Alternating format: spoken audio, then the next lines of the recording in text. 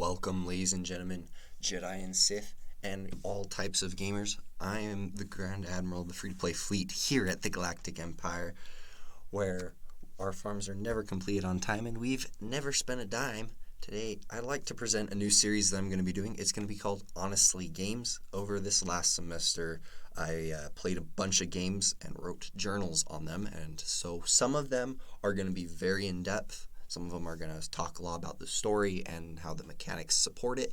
Some of them are just straight up going to be kind of just a light overview of mechanic-wise and whether or not, just interesting aspects of the game. But I would like to get into that, and so let's get into what I have 12 games, and let's get into what the first one is. So, up first, we've got Sniper Elite 4. This was the first one I did. This one will kind of focus mainly on mechanics, and with a little bit of story beats. I didn't really get to play this one too much because I didn't have the time to, but it is going to be mechanics-based overview. Up next, we have Thomas Was Alone. This one's going to kind of analyze mechanics as character and story as mechanics as well. Up next, I have Madden. That one obviously really doesn't have a story. I focused mainly on just kind of like their story mode where you make your character. So I'll go over the mechanics and gameplay of Madden. I then have Civilization 6, which will go over, again, the gameplay and how that impacts the narrative, but it'll be more leaning towards the gameplay side of it. And that's the number 4 one that we're going to be doing. Up next, Zombies Run. That one's going to be interesting because it's something that you physically do.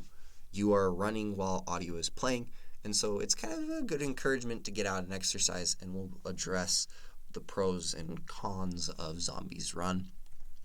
We've got Bang, which has no story. It's a card game, and but we're going to go over the mechanics of it and how it can impact and kind of friend groups. So we'll go into that with our number 6 of Bang. Up next is number 7, Photopia, which is a text-based game. Mainly this one's going to be focusing on story and how it uses words and colors to add to the narrative. We're going to talk about a little bit about Adventure Capitalist. There's not much to say about that game, but it's going to be insights on mechanics and day-to-day playing.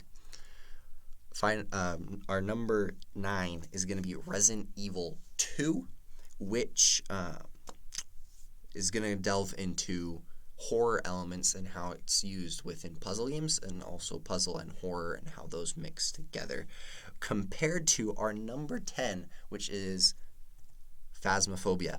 Phasmophobia, we're going to go over what I feel why it does a slightly better job of handling puzzles and horror.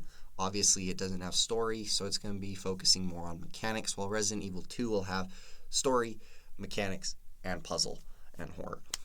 And those two, so these 10 right here are the only ones I have physical game journals written about and in-depth discussions, because our last 2 are going to focus so much on story because I played them on my own and I absolutely love them. Number 11 is The Last of Us, and followed closely behind, number 12 is The Last of Us Part 2. Those ones are going to be focusing a lot on story, meaning, and they're going to be a lot of a more in-depth review of what these games accomplish, what their themes are, and then also we're going to talk about mechanics and how those mechanics can help aid the story. I hope you guys are interested in this. I hopefully will be able to post one of these per week. I'm currently finishing up a Star Wars Galaxy of Heroes critique, and then after that, once per week, I hope to be able to get out a video.